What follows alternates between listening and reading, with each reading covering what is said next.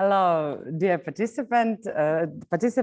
I'm very glad to chair this session. And finally, my most interesting for me topic, district heating. Yes, and we will have a session related to district heating topic. And for me, the main challenge in the beginning to choose the right language, Latvian, Estonian, or English, because actually, I'm glad that I am now in my alma mater, in Riga Technical University. So my name is Anna Volkova, and I have defended my PhD here in Riga Technical University, but I worked during 13 years already in Tallinn University of Technology. I'm senior researcher and head of research group focusing on district heating research. And I would like to thank organizers of CONECT, because actually 2 years ago we submitted our project proposal, International Energy Agency, District Heating and Cooling, about CASCADE solutions. And 2 years ago, CONECT organizers offered us their help that we will be able to present results of this project during this conference. And now it is going on. And actually, first part of this session will be related to CASCADE projects, and 3 presentations will be related. So Kertu Lepiksaar from our university, from Tallinn University of Technology, then Hanne Kauko will join us online from Norway, from SINTEF Energy Research, and Stefan Reuter, who is here from Austrian Institute of Technology, will present his presentation related with Energy Cascade project. Then we have small changes, and 1 presentation will not be, and later Lina Murauskaite from the Lithuanian Energy Institute and Vivita Priednice from Riga Technical University will continue with heat supply related topics, but I will call every presentation before it. So our first presenter is junior researcher and PhD student from Tallinn University of Technology, Kertu Lepiksaar, and she will present us first part of Energy Cascade project related results about barriers and drivers. Floor is yours. Thank you. So I am going to talk about energy cascades, barriers and drivers, and I am Kertu Lepiksaar from Tallinn University of Technology. So I will start the presentation now. Firstly, I will start with what is energy cascade in a nutshell. So energy cascade is a district heating system where smaller subnetworks with lower temperature levels get the supply from the main higher temperature level network return flow, as you can see from this scheme here. So this study is dedicated to determination of the drivers and barriers of implementation of energy cascades. Necessary information for this study was collected from previous studies, country legislation and tariffs, and from other results of other work packages of this project. The main stakeholders in this case are energy companies. In addition, for necessary data collection, different experts, researchers, and engineers were also involved.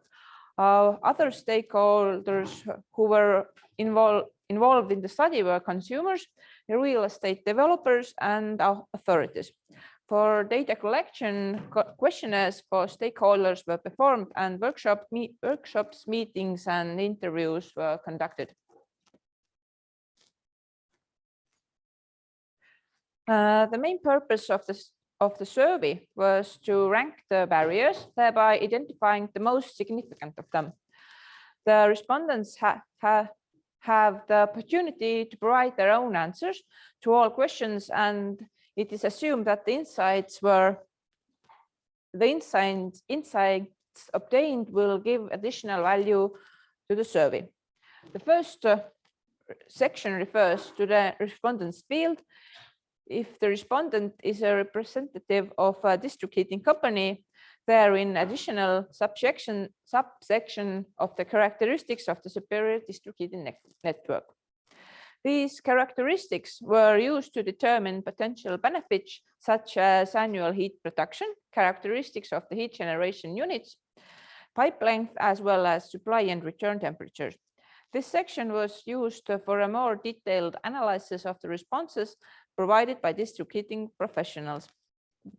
The second and the third sections include lists of non-technical and technical barriers, respectively. The fourth section includes the list of drivers.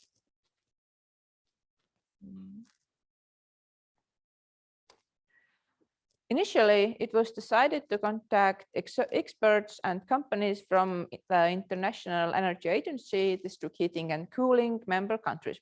In addition, we contacted respondents from the Baltic states. In the study, a very large number of contacts were used. The contacts from International Energy Agency district heating and cooling member contacts, the national district heating associations, like direct contacts and member databases, lists of regulated district heating companies from Baltic states, sharing.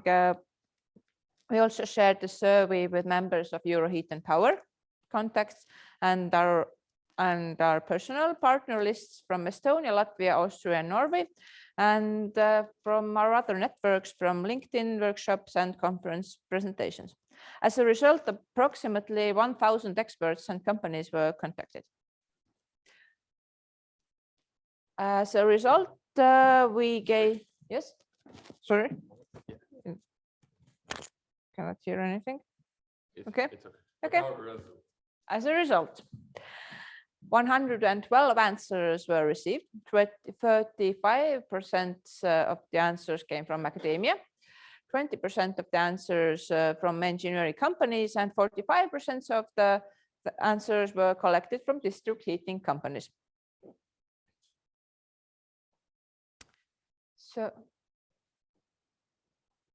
So this slide displays the responses of the service concerning technical barriers. As you can see, the most important technical barriers were the necessity of locally boosting supply temperature, more complex regulation, limited mass flow, and lack of suitable locations for the installation of a sub-low temperature district heating network. This slide here displays responses about non-technical barriers.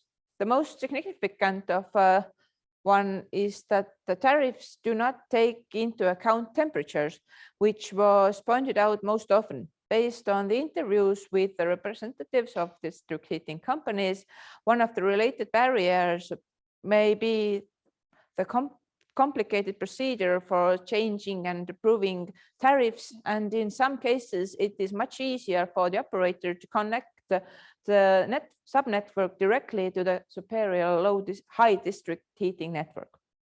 Almost the same important non-technical barrier is high investment costs. The cost of the heat exchanger will be higher for the sub-low temperature district heating network option, since the area of the heat exchanger depends on heat energy, heat transfer coefficient, and logarithmic mean temperature difference. The results concerning the drivers are shown in this slide. Drivers are mostly related to the barriers described, which were described earlier. The tariffs based on network temperatures and demo project were named as the main drivers. In addition, information and communication were mentioned as important drivers. The authors of this report hope that the current study can help provide more knowledge and information on the subject of sub-low temperature district heating network.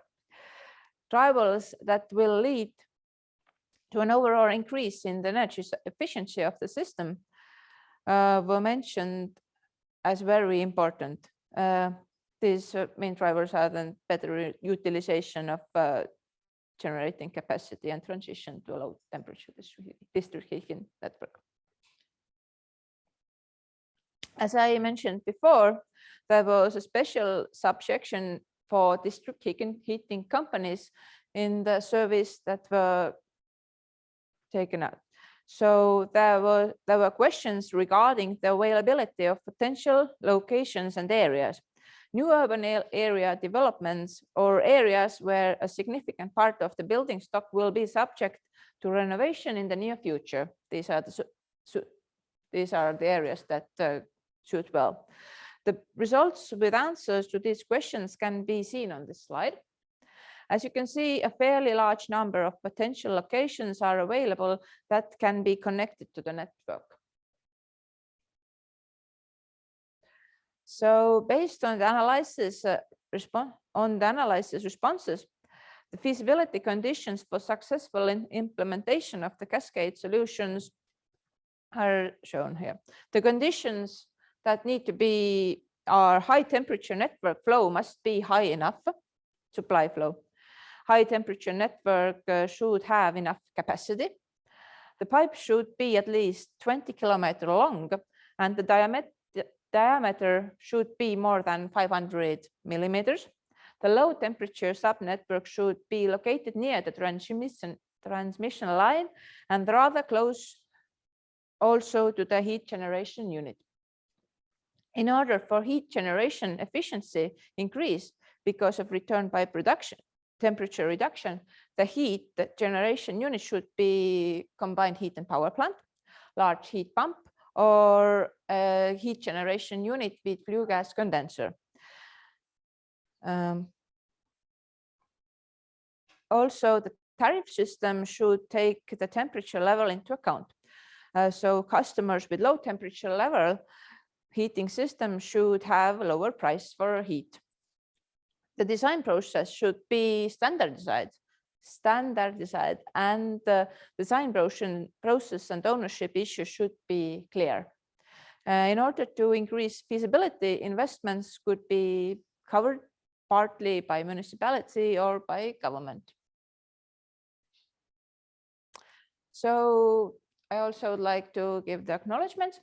So these results that are presented here are preliminary and were made possible thanks to funding from International Energy Agency, District Heating and Cooling, the program on, and the results are based on the project CASCADE, a comprehensive toolbox for integrating low temperature sub-district heating networks in existing district heating networks. And this was financed by International Energy Agency, District Heating and Cooling within Annex XIII.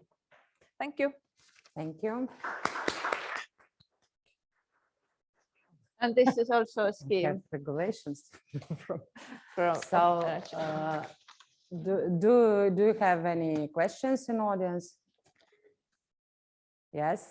Thank you, Eva. Please, can you please microphone? We have here process of microphone transition.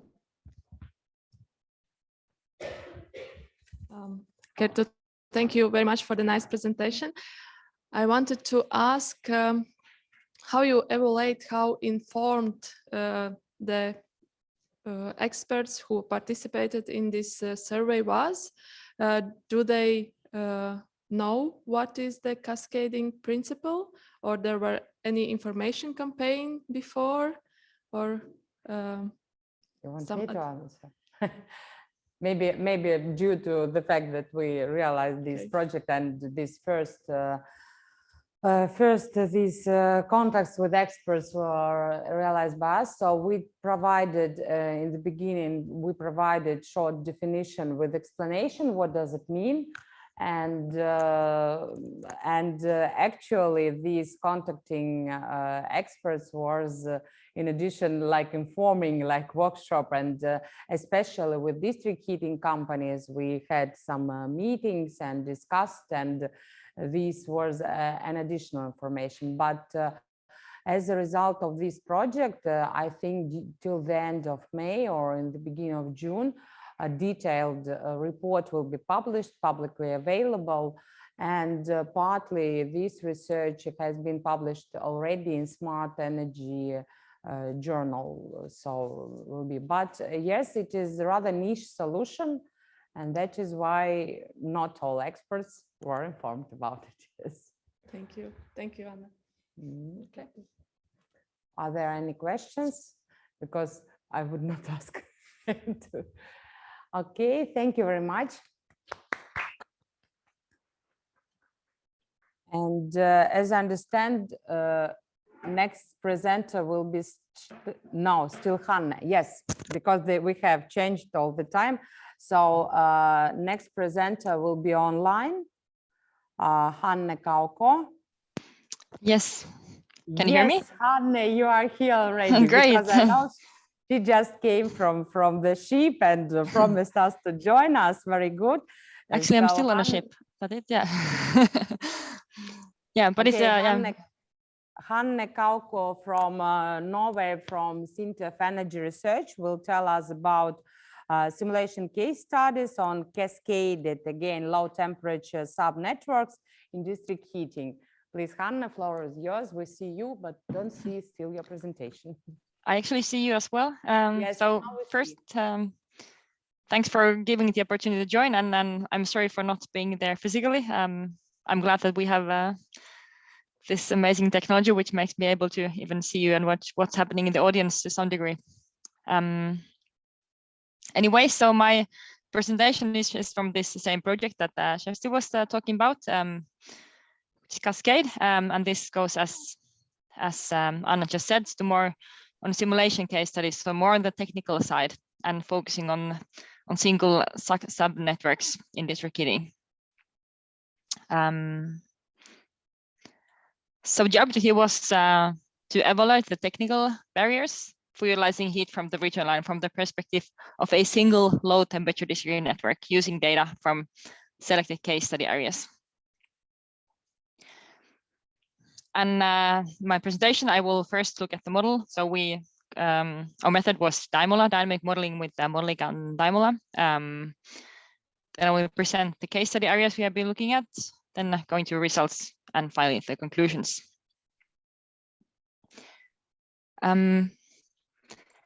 So as became clear from the previous presentation, there are not so many actual realizations or realizations of cascading subnetworks, but one of the countries who has done so is Denmark, and then the supplier Danfoss was actually implemented such a solution.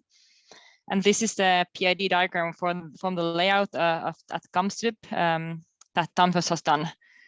And with the lack of better knowledge, this is kind of this was the layout that we use as a starting point for our model. So in principle, I mean, it's not that complex. You use the flow from the return line as much as possible. And then when it's not enough, you take heat from the supply line.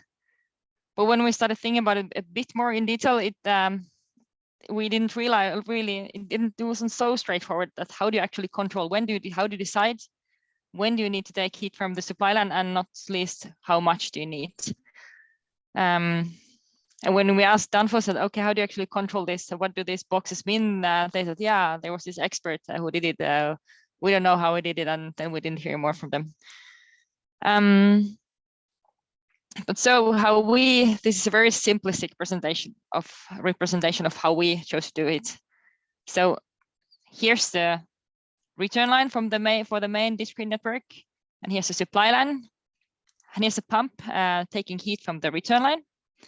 And this flow is then controlled based on the set point on the secondary side, so in the sub network, which is the normal way of controlling heat in this kind of situation.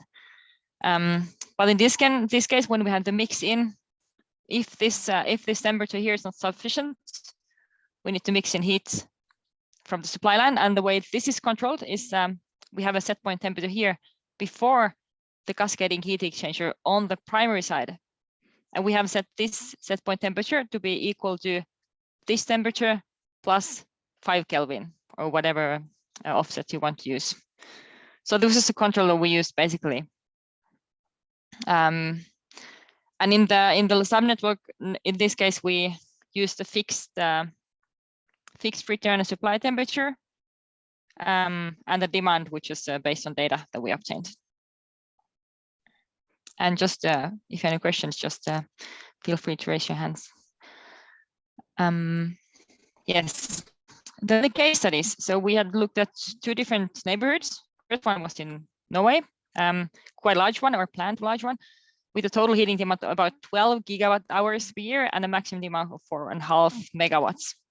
And this shows it's cold place, so the heating demand is quite high. The red is heating demand is quite high in the winter when the temperature drops down to -20, and in summer it's quite low. On the right, we see the supply and return temperature in the nearby network branch. And here we see that this is very, how do you say it, very messy and not very clean. And this is because in this particle network, they need to maintain quite high supply temperature also in the summertime due to requirements on certain customers. And this results also that the return temperature is high also in the summer, which is very much reflected in the results, as we will see soon.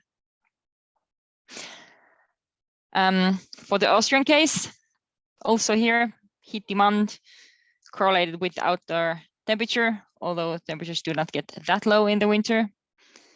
And here they're a bit higher and a very clean profile for the supply temperature. And for the return temperature, we didn't have the data, so we just assumed a constant value of 57.5. And this was a small area with a total heating demand of 5.7 gigawatt hours, so about approximately half or less than half of the demand of the area in Norway I was looking at, and a maximum demand of 1.7 megawatts, and the previous one was 4.5.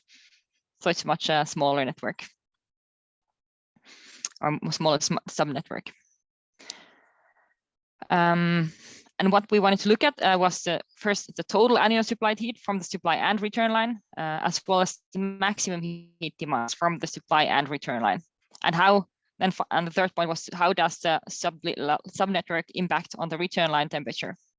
And we looked at the 3 different supply temperatures in the sub-network, 50, 60, and 70 degrees, while the return temperature was kept constant at 30 degrees in this sub-low temperature network.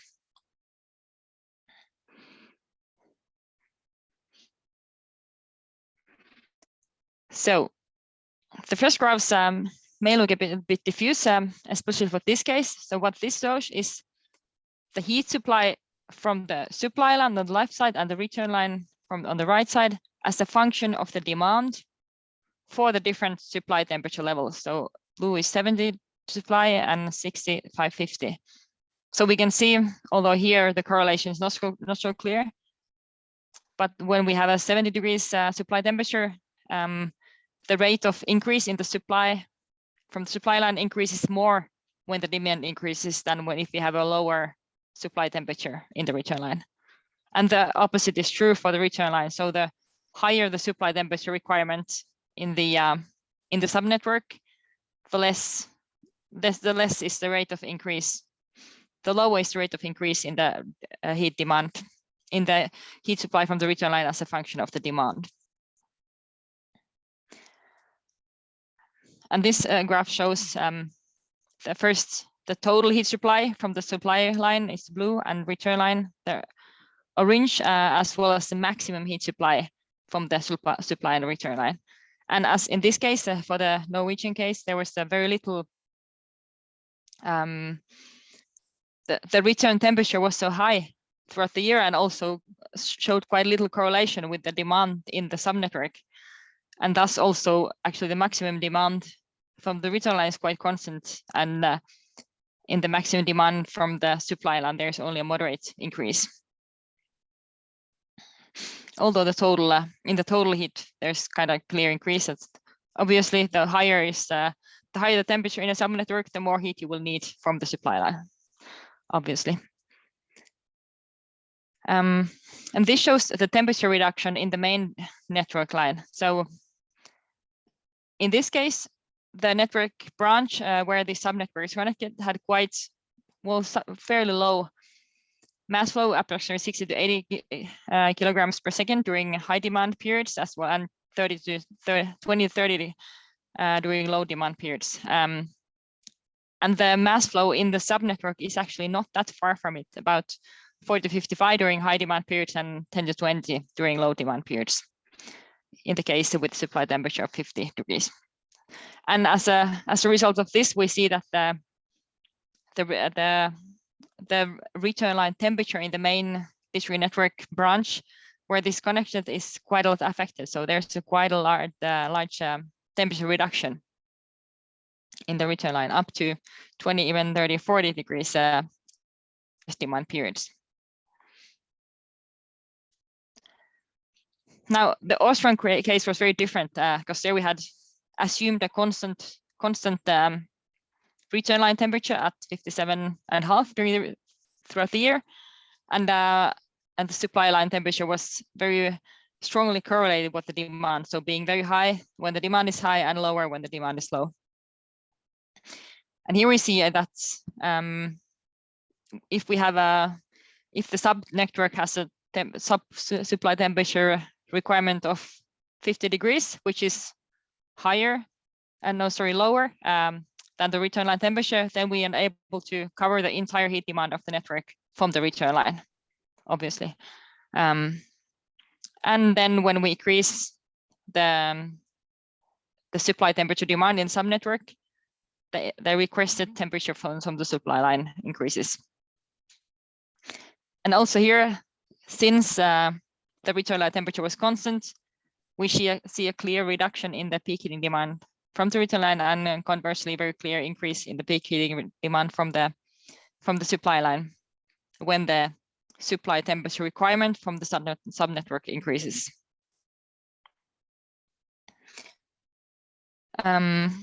This shows again the graph for the heat supply from the supply line as a function of the demand, as well as from the return line as a function of the demand. And here, since the temperature profile was so much more, I would say, clean for the Austrian case, we see a very, very clear correlation here that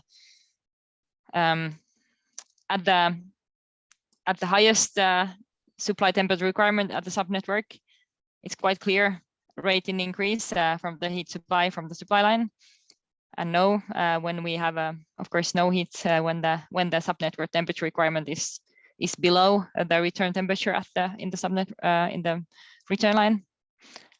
And conversely, we see very clearly that in the return line, the rate of increases of the heat supply from the return line is very clearly correlated with the heat demand, and is highest for the lowest temperature case when we're covering all the demand from the return line. And in this case, the mass flow in this network branch was very high, 15 kilograms per second to 300-400 during low demand periods, and while the mass flow in the subnetwork was very low. So the effect or the reduction in the main network return line was very minimal.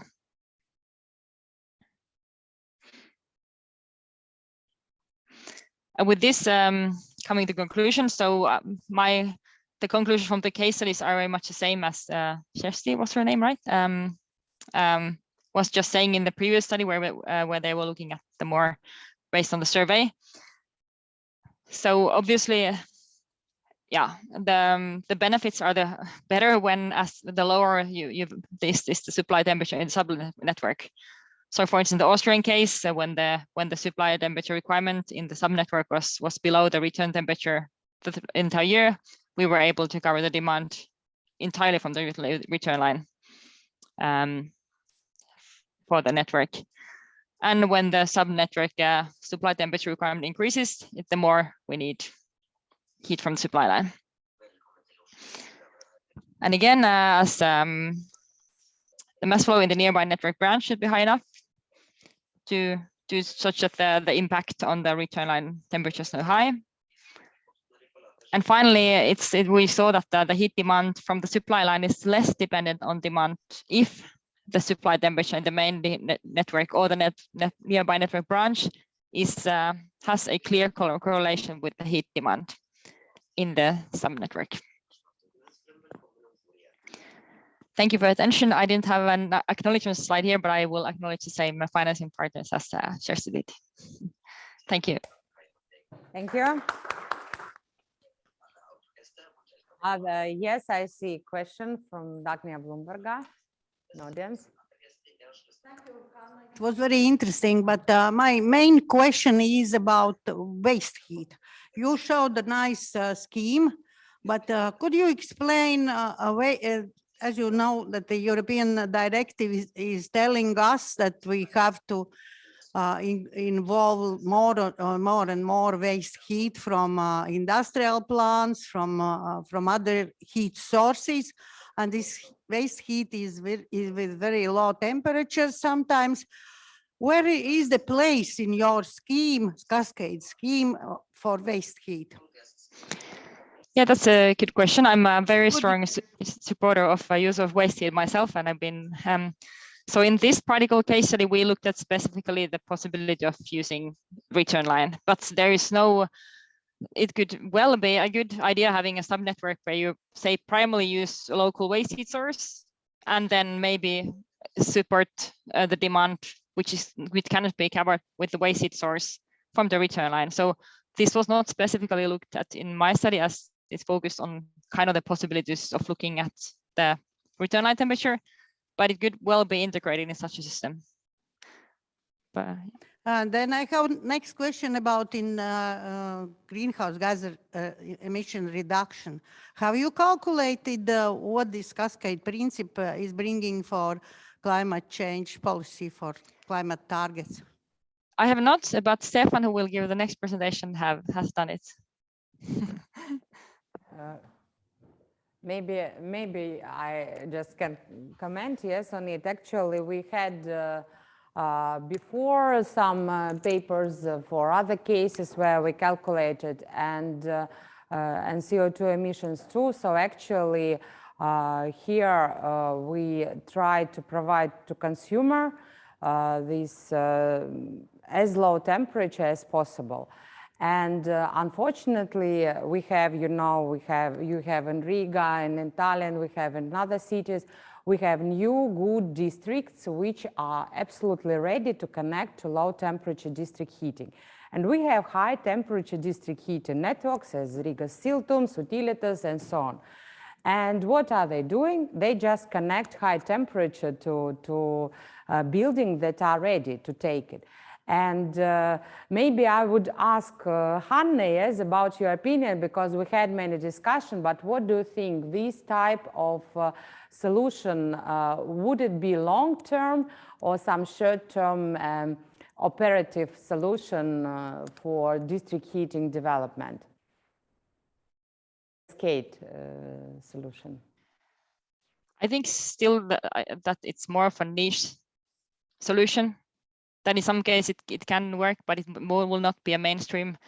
Whereas I think like waste heat, as was asked about previously, I think this is something a lot of district supports. The local district supplier in the city where I come from, they are saying that the further on that all the kind of expansion in demand should come from waste heat sources, and they are actually working to reduce the supply line temperature in the main network, which will also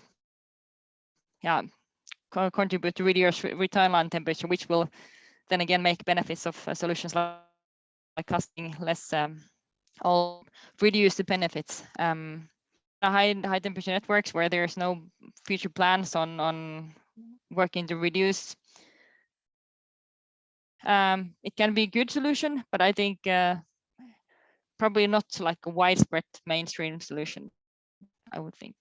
Because if we speak about these benefits, what can be operatively get in rather cheap way, so it will be first of all return line temperature reduction in whole network, which will give heat loss reduction and which will increase efficiency of, I don't know, flue gas condensers or CHPs. But it is rather small, but it will give, if we give what we calculated for one Tallinn case, it was 0.24 degree of temperature reduction, return temperature reduction in whole network, but it gave rather good effect, and payback period would be 2-3 years.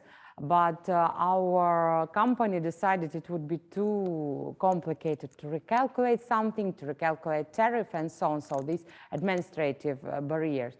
So it can be, for sure, we understand that it would not be some very long-term or sustainable solution for the future, because we hope that temperatures in district heating would be reduced, and in this case it would not work. But from the other case, till this moment, we would have these low temperature district heating network islands, and it would be prepared, and we will live in low temperature district heating world. Are there any comments or questions? Maybe I talked too much today. If no, so thank you, Hanne. See you in person somewhere. Thank you. I hope to see And you next autumn. Bye-bye. Our next, what should I do? Something? No? No? Our next presenter is Stefan Reuter from Austrian Institute of Technologies from Austria, who came to us. Thank you, Stefan. And he will tell us again about this cascading solution, but this time more about techno-economic scalability and operational dynamics analysis. So Exactly. please, floor is yours. Thank you, Anna. So hi, everyone. As was mentioned, my name is Stefan Reuter. I'm from the Austrian Institute of Technology. And I will tell you for the third time something about cascading. So by now everyone should be an expert anyways, but let's see if we can still see something new. So the background of the project, as was mentioned already, it's part of an international research project, CASCADE, that was funded by the IEA DHC program. And the main background, or like our goals, or like in general, district heating systems, they can be an integral part of a sustainable heating system or sector, as they can offer fuel flexible and efficient supply of heat demand. However, the current networks, they are strongly relating on high temperature sources, excess heat from waste incineration or CHPs, and therefore they operate at high temperatures of 180 to 100 degrees, 120 degrees supply and like 40 to 60 return temperatures. And in order to like be fully integrated in a smart energy system, these temperatures would need to decrease. Therefore, as we heard, there are multiple benefits. And also it would allow the integration of other sectors, the coupling with the electricity sector, for example, and also the gas network. So what we were looking into was like, okay, there is an existing challenge on how to transform these existing high temperature networks into low temperature networks. And we were looking at whether cascading of low temperature networks in an existing high temperature network might be an option for transforming the overall network to a low temperature one.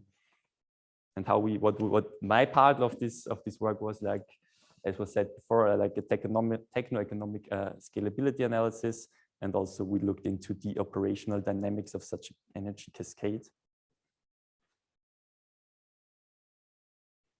So what is cascading? I mean, you've seen this slide before.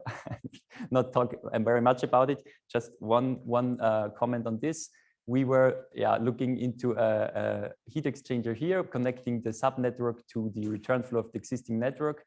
As I said before already, when the return flow is not sufficient to provide the demanded heat in the subnetwork, then mixing from the supply line would be needed. So what the main parameter that we're looking into in our techno-economical assessment is actually the achievable return temperature reduction after the cascade. So before that, probably in this like illustration, you would have 50 to 70 degrees, and then after the cascaded subnetwork, this temperature level would be lower. And we were assessing the economic benefits of this reduced return temperature in the main network. Okay, so now to the method that we applied. The technical analysis was based on a quasi-static simulation. So there were consecutive steady states based on some limitations in the calculation method. So for example, for this static analysis, we didn't consider the heat losses. We didn't consider different temperature levels. So we kept it quite simple as a high level analysis. We also only looked at the simplified network topology, so meaning that we have one central heat exchanger and a linear network topology. we were looking into different assessment scenarios. So meaning that we looked at the impact of changing the connection point of the subnetwork by changing the available mass flow. We were looking at the effects of different high temperature network return temperatures, and also the impact of different subnetwork temperature levels. And additionally, we also looked into what is the impact of connecting multiple subnetworks into one high temperature network. As I said before, the assessment was mainly based on the achievable return temperature reduction in the high temperature network, and also the share of supplied heat from the supply pipe. So how much heat you would still need from the supply line and not the return line. And our analysis also started was based on a comparison of the effects from cascading compared to when you connect this subnetwork directly to the supply line. Then for the operational dynamics analysis, we used the tool that Hanne presented before. So this was conducted in Daimler, and here the focus was more on off-design cases. So cases where, for example, the mass flow in the return line of the main network would be really, really low, and we were analyzing the impacts this would have on supplying heat to the subnetwork. So there we were looking into dynamic changes of the input parameters, like ramping up and down temperature levels and also mass flows. And finally, the economic analysis. This was based on the results of the static analysis, and it considered the effects of improved efficiency of the heat supply technologies. So as the return temperature reduces, heat supply technologies, their efficiency increase, and this has an economic benefit. So our calculation is based on the reduced return temperature reduction, the supply mix of an existing network, and some cost reduction gradients that are taken from the publication stated down below. And with these three parameter combination, we can actually calculate some economic benefits. And in order to do so, we would need a supply mix and some data, and that's why we applied this to the case study of a Nordic city. Okay, off to some results. So as we heard before, and that was also why we looked into it, there were some barriers regarding, for example, the connection point, meaning that the available mass flow in the return line of the main network. And we found that this is actually also really crucial. So for example, if you have you locate your subnetwork very far away from the heat generators, then there might be the case that the mass flow in the return line of the network, the main network, is too low to actually supply the heat demand of the subnetwork, and therefore you would need mixing from the supply line, and the positive effects would be lowered. So therefore, an optimal location would be close enough, or like say closer to the heat generators, ensuring enough mass flow. However, therefore, if you put it closer to the generators, the effects, the positive network effects, for example, the reduced temperature losses or heat losses, they are reduced because the distance, the time that the water, or the distance the water has that lower temperature is lower if you're nearer to your heat generators. Low mass flow also resulted in hydraulic issues when we were looking into the dynamic assessment.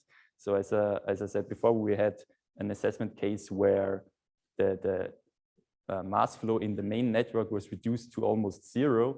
And in this case, it happened that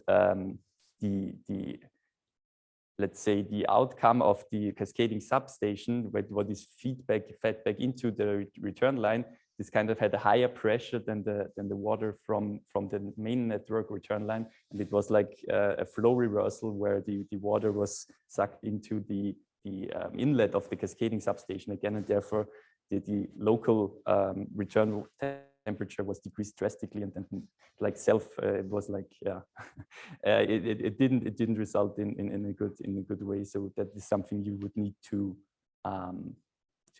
prohibit. So therefore, you would need to ensure sufficient mass flow in your return line. Apart from the connection point and therefore the available mass flow, also the temperature levels are decisive for the achievable return temperature reduction. And here on the right, you have a graph where you can see on the y-axis the achievable return temperature reduction in the main network, depending on the return temperature of the main network. And as you can see, obviously, if you increase the return temperature, main network, then also the achievable return temperature reduction will increase until the point where no mixing from the supply pipe is needed anymore, and then a further increase in the return temperature wouldn't have any more benefit. Let's put it that way. However, not only the main network return temperature is decisive, also the temperature levels within the subnetworks are of relevance. So we compared 3 different temperature combinations, similar to what Hanne did before. And you can see, for example, for this case, we have a return temperature in the main network of 55 degrees. And for the 3 different temperature levels, different levels of achievable return temperature reduction. However, what should be noted here is that for the case of 55 degrees, no mixing from the supply line would be needed for the subnetwork with 55 degrees. However, over 50% would be needed for the subnetwork with a supply temperature of 65 degrees. So therefore, especially for lower main network return temperatures, the subnetwork temperature levels are really, really relevant. Okay, so we also looked into the effect of multiple networks cascaded in one high temperature networks and 2 different implementation methods. So on the left, you will see the effect of, or let's say, a graphic representation on how we connected multiple subnetworks in different network branches, meaning at different locations in the main network. So therefore, each subnetwork will only use a portion of the available return flow, cool it down a little bit, feed it back into the main pipe, and therefore only step by step slowly decreasing the return temperature of the superior network. This results in overall more subnetworks that can be supplied with the same infrastructure without needing to mix in supply. And yeah, it results in overall a higher temperature reduction at the heat supply units. Contrary to that, if you cascade more subnetworks in the same network branch, meaning like closely in the same area of the main network, then each of these subnetwork would only use a portion of the available flow, cool it down further as it is smaller mass flow, and the decrease in the temperature reduction would be really high, also already after only a few subnetworks. Therefore, mixing from the supply would need to be added sooner, resulting in a lower overall return temperature reduction. Okay, and now to the case study, and therefore to the more economic or techno-economic assessment.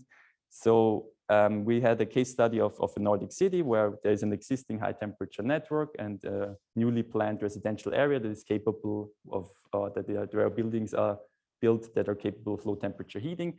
And this would be our low temperature subnetwork. The analysis that we conducted is based on the static method presented before, and on this results the economic assessment. Again, as we use the static model, we have the simplified linear network topology, and the time resolution is monthly.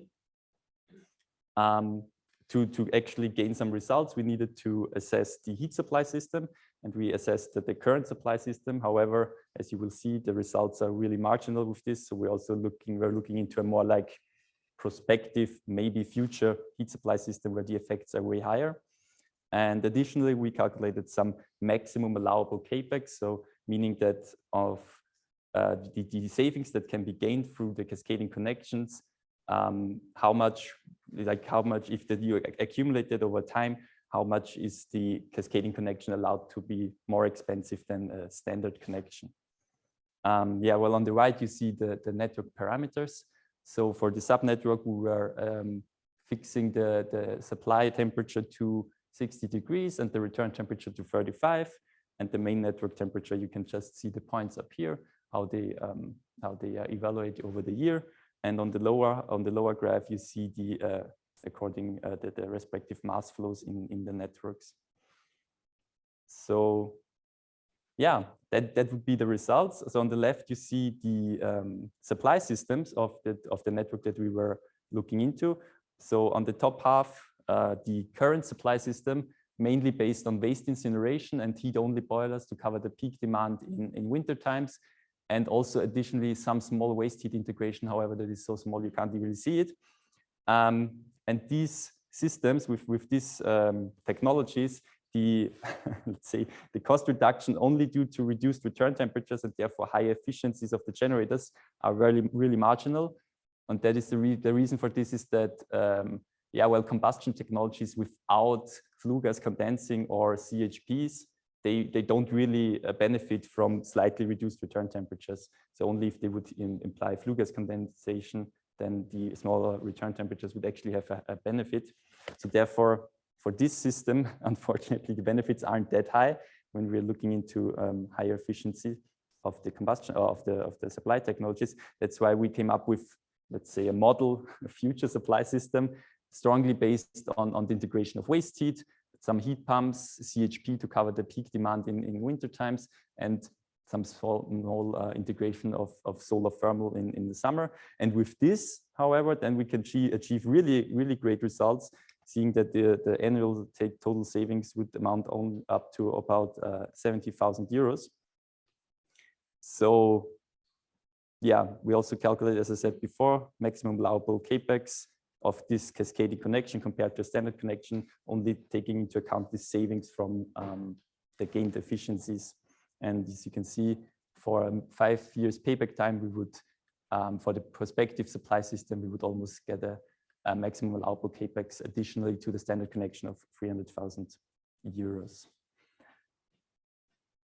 Okay, coming to the conclusions. So the question, well, if cascading subnetworks can be a starting point for the transition of high temperature networks to 4th generation, yes, they can. However, there are some technical difficulties, as I said before, some mass flow reversals that can happen. So therefore, you need to really design your implementation rather well.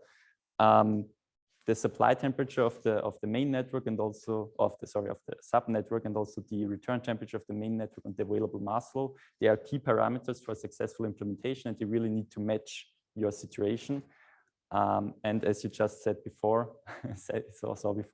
the economic benefits, they are especially high in networks with non-combustion heat sources. And so therefore, as I was said before, as also what Hannes said, it's probably, cascading is probably not like a super simple solution that you can put anywhere. It's rather very specific and depending on your current network and the specific network conditions. So therefore, it may be scalable, but it's not necessarily that it is like the best solution for the transition to 4th generation systems.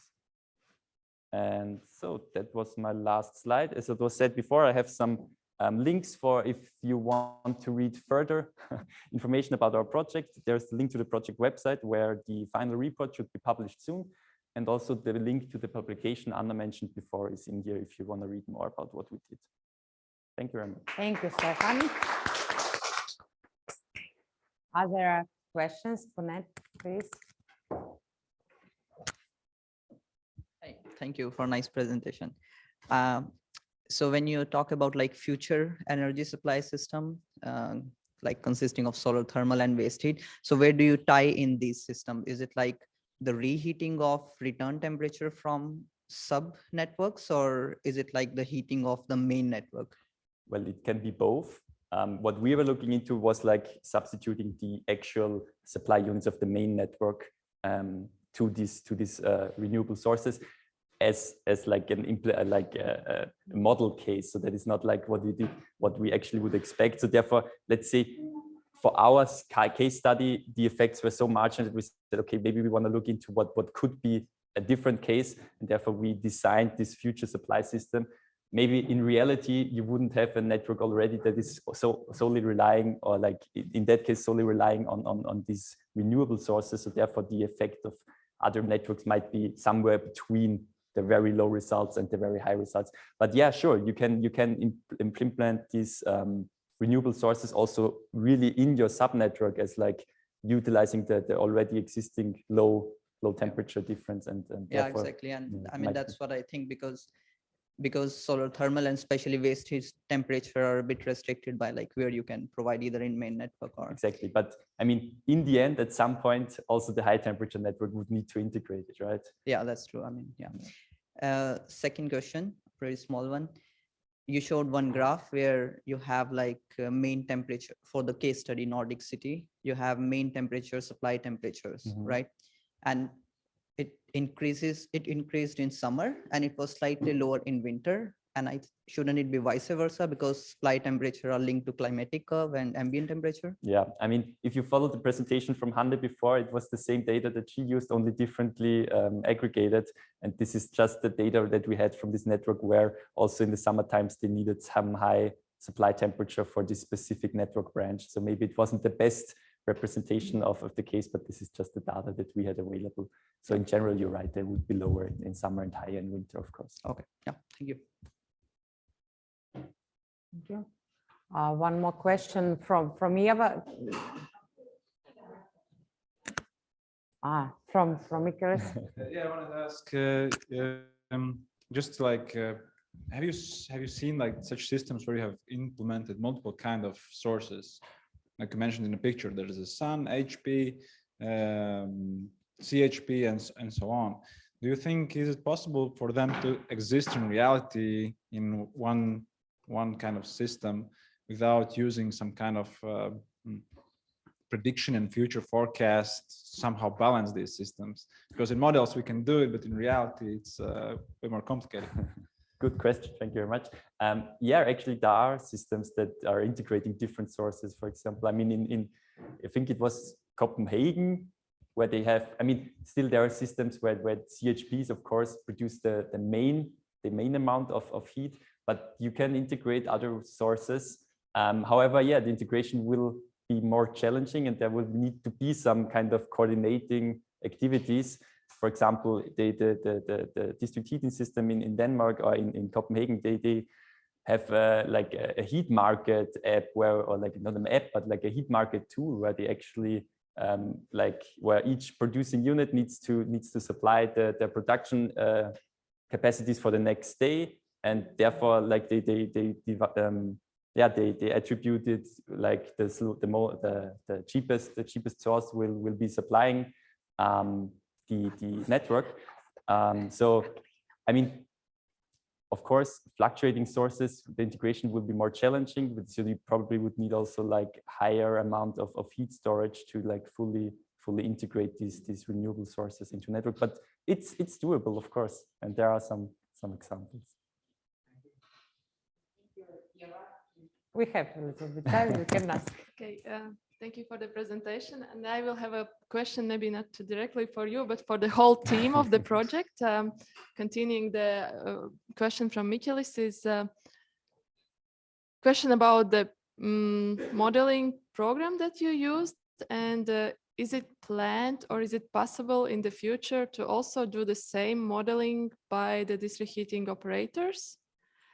Is it too complicated to model such system, or maybe in the future they would be able to analyze if some of the sub-network would be available for the low temperature district heating system? Well, I must say that the dynamic analysis conducted in Daimler, that wasn't done by me. So maybe Hanne can say something about the complexity of these things. But in general, I mean, if there is a good representation of the district heating network, I wouldn't see why it shouldn't be possible. But of course, it's challenging, yeah. But if there are some experts working at the district heating company, I guess they could do it also by themselves. But maybe if Hanne is still here, she can also comment on this question, on how challenging the modeling with Daimler was. But actually, maybe if I can add that, actually there are already realized not much, because when we made this definition, we tried to find, and there were some that partly covered by this definition or can be considered, and about 5 or 6, and we have another paper already published year before about case studies. So it is implemented, but again, unfortunately or not unfortunately, but it is rather niche solution. But for our Latvian Estonian condition, we could do it just tomorrow. It is rather cheap, which is very important, and to get results, especially in Riga, where you have natural gas, really big share of natural gas, because for Estonia, it was rather problematic just to prove it, because we have biomass based and mostly, and that's why this CO2 emission reduction was very small. But for fossil fuel based district heating can work. Dagmar, please. I have a question which I put for Hannah, and you, unfortunately, I did not receive, and she promised that you will do it. I did not receive this answer. Yeah, Could you please explain? Because I think that in technical economic calculation, you have to put CO2 value from emission trading, from taxes. It is not, I think that it could be explained by you, please. Yeah, unfortunately, I must tell you that we actually didn't look into the effects of CO2 emissions, but maybe that can be something for a next Cascade project, if there will be one. But you said, Anna, yeah, you had some calculations done before. Actually, yes, we had calculations for a case study in Estonia again, and we based on this primary energy reduction, and actually two main positions. How can it be reduced? Why it reduced? First of all, it is heat loss reduction, which is not very high, but due to this cascade in this small sub-network, supply temperature is lower than it could be if just directly connected. Yes, so in this small network, these heat losses would be lower, and return temperature would be increased. So in all network, these heat losses will be reduced, so it will influence. And another case, it is flue gas condenser and CHP, where efficiency would be increased due to this small reduction of return temperature. But if we have large network, it would just give exactly primary energy resource reduction. And in case these resources are fossil, in this case, CO2 will be reduced. And in addition, actually, the idea of this cascade that for these small low temperature networks, some local or small renewable energy solution can be used, and it can be used as backup or together. So, but yeah, this, and we have one paper. It was admitted as the best Taltech technical paper a year before. I can send you links. So we have some concrete data, but based on concrete case study, but not in this case, unfortunately. But it was their work package, but they decided to present it this way. Thank you for your question. And I think, yes, we are very good in time because we don't have one presentation. And thank you very much for your presentation and answers. And our next presenter will be another good partner from another consortium that we have with Riga Technical University, with Dalarma Hochschule, and with Lithuanian Energy Institute and Taltech. It is supported by Nordic Energy Research and related with 5th generation district heating cooling. And Lina Murauskaitė from Lithuanian Energy Institute will tell about suitable business models to promote such type of district heating. And this research was prepared together by Ieva Pakkere, by Anna Volkova a little bit, by Marika Kacar and Pei Huang, and Lina Murauskaitė. Please, floor is yours. Thank you. Yes, I have to do this. So I already presented all our consortium from Baltic states and Sweden.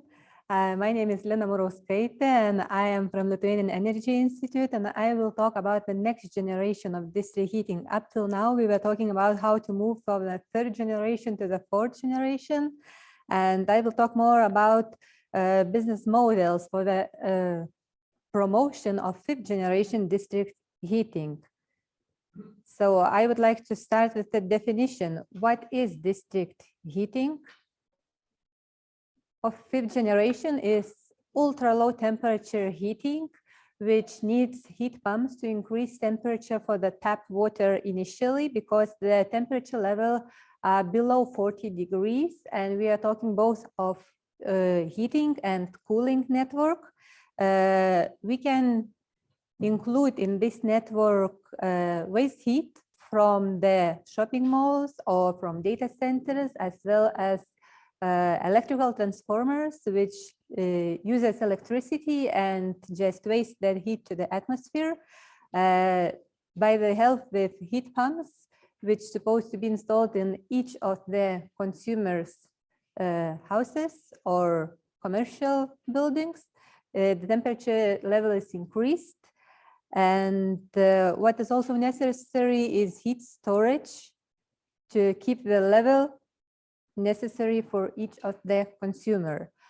So we try to look into more theoretical point of view, how can business management theory help to make a decision for such a complex situation when we have different consumers, producers, and even prosumers.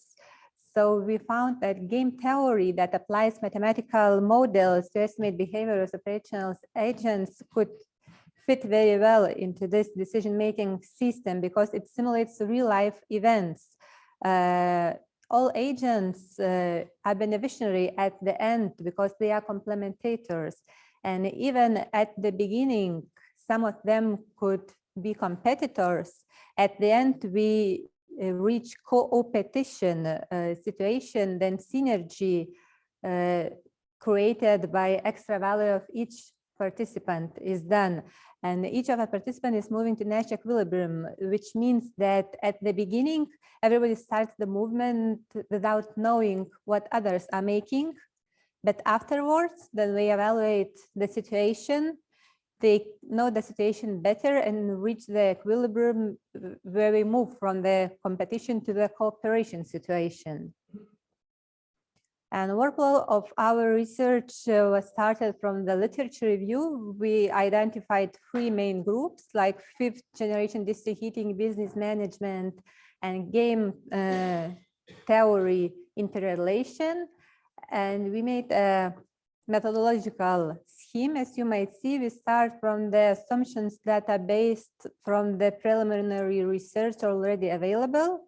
At the beginning, we need to make risk and benefit analysis, which connect, identify, and weight factors of all process.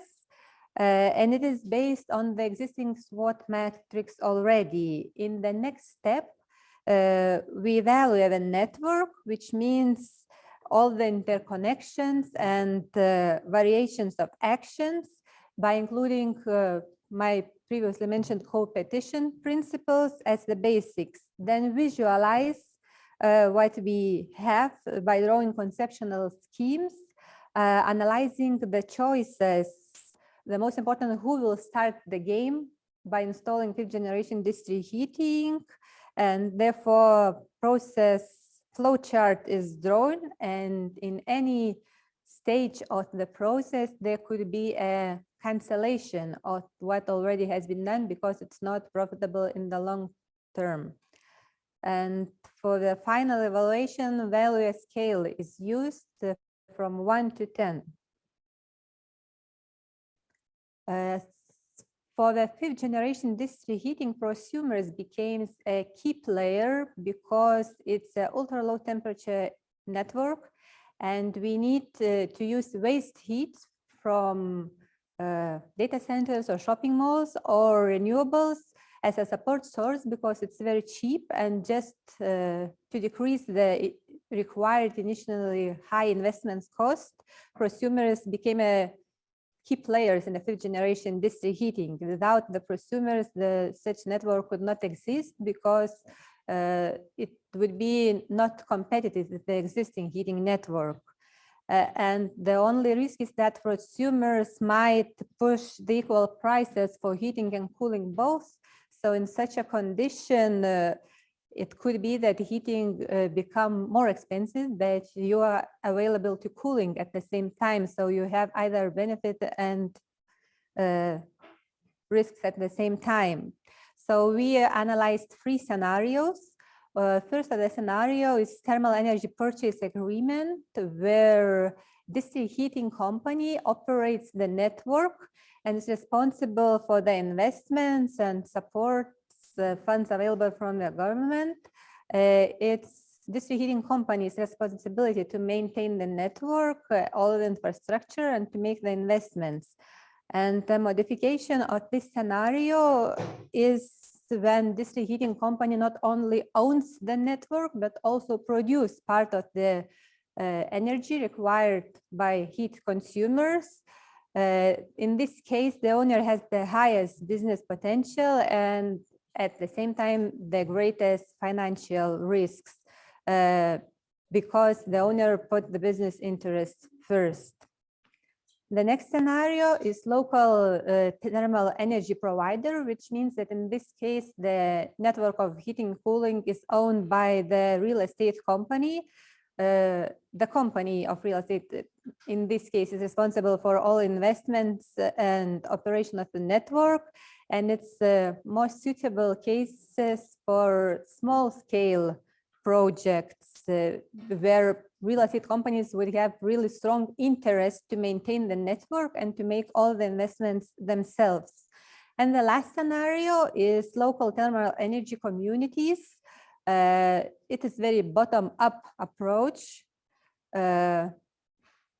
because when community owns and operates the network themselves, they are more interesting to have as low price for heating as possible. They are motivated by self-interest. They have the main risks that the management of the network in a long period of time might be complicated and unsustainable in this case.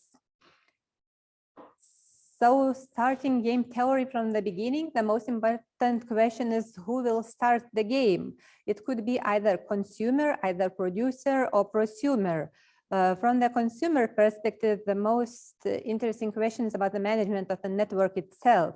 From the prosumer perspective, how much energy do they have and the payback time of the investments. And the producer or operator perspective, the evaluation of business potential in the future is the most important at this preliminary risk assessment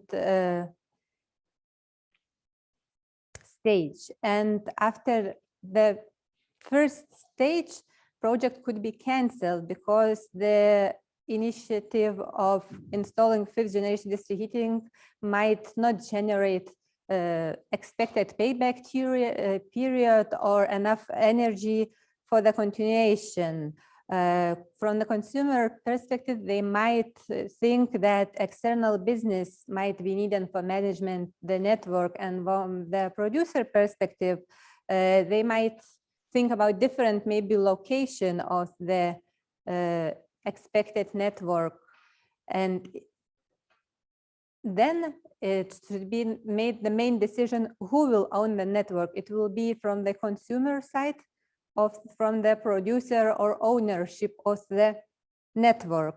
And the next stage is the chosen exact project risk assessment by calculating the tariff itself, including all taxes, legislation, existing fuel costs, is it fossil fuel or renewables.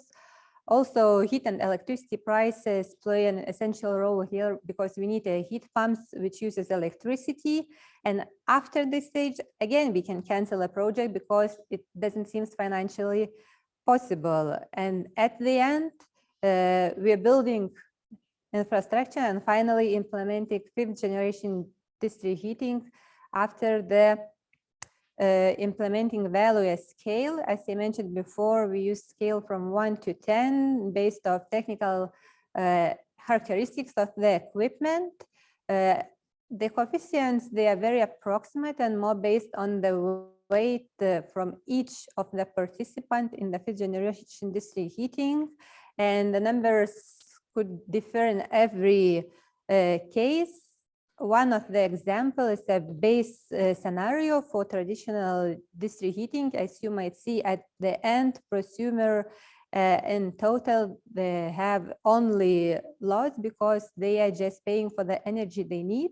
But in this case, they do not sell any energy, so they do not have gain. So they compared this base scenario to the all those three scenarios, and just to avoiding those matrices of numbers, I'm going directly to the conclusions that in the Baltic states in general, the main barrier for fifth generation district heating implementation are well maintained and widespread high temperature district heating network at the moment.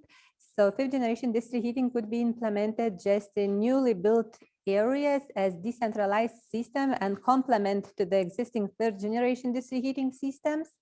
And in the future, it's expected that energy communities will take the higher role in these systems, and the most beneficial for the society would be implementation of energy communities, but in the long term, the lack of professional management of the network might be a weak point. And also I can stress out that governmental support itself can significantly change the equilibrium, especially CO2 price and the system in which we integrate those fifth generation district heating, because if we have fossil fuel based district heating and we have high environmental costs, then it becomes beneficially and financially possible. And in this case, fifth generation district heating could be considered. So my last slide is acknowledgement for Nordic Energy Research for funding our project and for letting us to collaborate with our colleagues from Estonia, Latvia, and Sweden. Thank you. Have time for questions. Okay, maybe I can ask what I don't know. Can you please comment on this game theory and what is the specific of fifth generation district heating if we compare with any other type of modern district heating solutions? So what is special for this game theory, which is related? You mentioned prosumers or something maybe. Yes, game theory is a very good tool when you are in the decision-making process and you have many uncertainties at the moment. You're lacking of time, you don't want to make deep calculations, exact numbers of each technology. You just know approximately which is more expensive, which is less expensive. You allocate the particular values for that, and then you have the result. Is it profitable or you have a loss, and you should start at the beginning even, and then just at the later stage, you can make a very clear calculations on a particular case study. So you compare it with other. We have some question. No? You compare it with other modern technologies or with current The traditional district heating system as a base scenario, and then those three scenarios are presented. Please get some more details about our project. Thank you. Thank you very much. If there is no questions, so thank you, Lina. And our last today presentation within this section, not within conference, we have one more section, but before lunch. And it is research developed by Riga Technical University researchers, Vivita Priedniece, Vladimirs Kirsanovs, Ivars Veidenbergs, and Dagnia Blumberga. And Vivita Priedniece will tell us about emissions and efficiency limits of small-scale biomass heating system. So regulations, standards, eco-labels, please, the floor is yours. Thank you for the introduction. And yes, I will step away from district heating a bit, and I will focus on the emissions and efficiency limits that are stated in different regulations and also eco-labels in European Union. And that mainly the main reason why we wanted to study these documents is because the household sector is responsible for around 1/3 of particulate matter emissions of total energy resource consumption in Latvia. And the household sector, this heating equipment uses wood products that are major sources of particulate matter emissions. And in 2020, the household heating and cooling equipment was responsible for around 49.5% of particulate matter emissions. and PM10 emissions, and around 58.3% of PM2.5 emissions.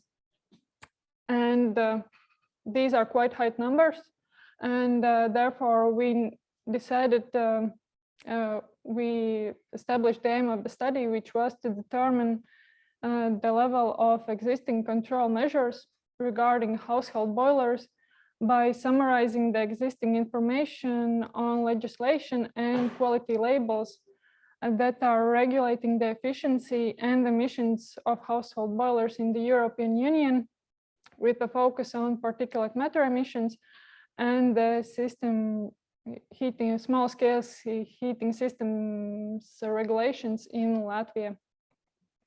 And the studied legislation documents included the regulations of the Cabinet of Ministers number 17, which are in force in Latvia, and they focus on limiting air pollution from combustion units. And then there's a couple of European Union Commission regulations, one that's focusing on implementing eco-design requirements for solid fuel boilers, and the other one that's focusing on energy labeling for solid fuel boilers with capacities up to 70 kilowatts. And the fourth major document that was studied was the European standard on heating boilers, part 5, that focus on heating boilers with capacities up to 500 kilowatts. And in this standard, the boilers are divided in 3 classes according to their capacities, where the stated efficiency limits are 82, 84, and 89%. And we studied 4 eco labels that control emissions of either wood stoves or heating boilers, and 1 proposal to include the heating boilers in the European Union eco label where they are not yet included. And the 4 studied labels were the Blue Angel eco label, which is used in Germany and is developed on the previously mentioned European standard, and the UZ37 criteria that is used in Austria and it applies to wood stoves and heating boilers. And then there's the Flamme Verte eco label that is used in France, and it applies to heating boilers with efficiency up to 50 kilowatts and starting from 50 to 70 kilowatts.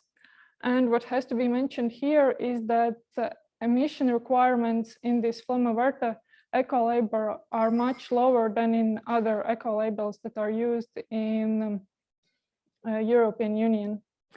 And the final label that was studied was the Nordic Swan eco label, which applies to heating boilers that are simple combustion systems with capacities up to 500 kilowatts. And to better compare the results, we decided to divide the efficiency requirements in these labels separately for pellet boilers and for firewood boilers. And in this figure, you can see the requirements for pellet boilers, where the highest requirements are set in the Austrian criteria in this upper line. It's this UZ37 label, where the efficiency of the boiler has to be at least 90%, while the lowest efficiency requirements are set in the European standard 3rd class Eco Design Directive and also the EU Eco Label proposal. And overall, these efficiency requirements are from approximately 67 to around 90%.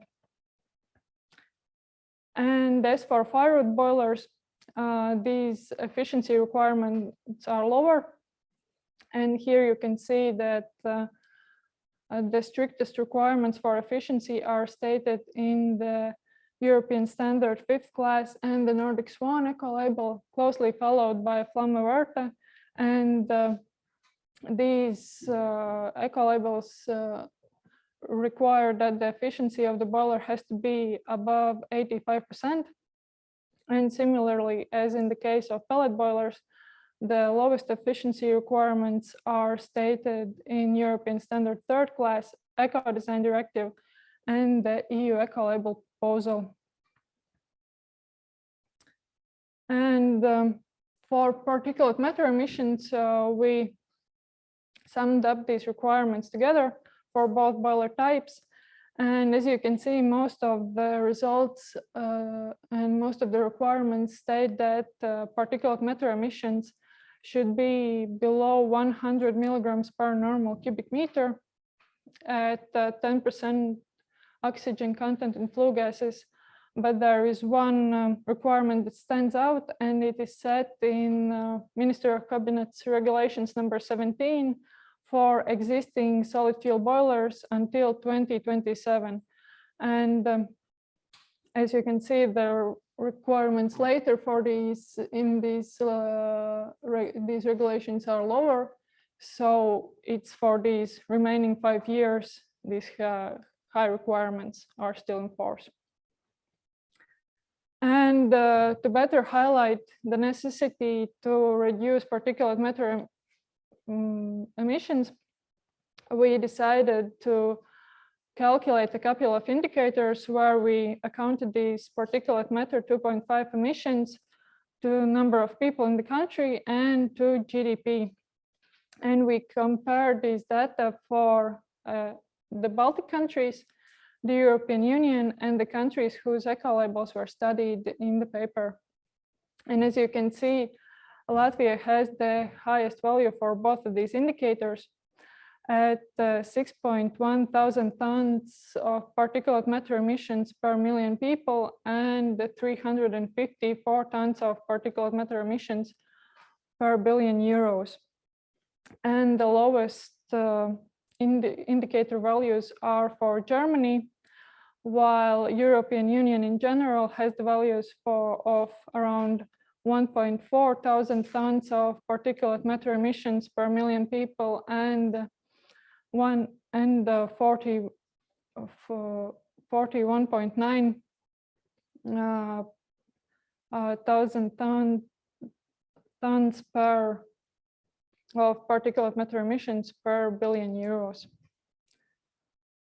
And the main conclusions from this comparison of different requirements are that there is a necessity for stricter emission control for small-scale heating equipment, and in particular for particulate matter emissions, and especially in Latvia. And as shown by the results and examples of these studied eco labels and the countries that use them, the sustainable labeling of energy products and additional emission control measures are the key to significantly improving the control of emissions, not only in the household sector, but in the whole country. Thank you.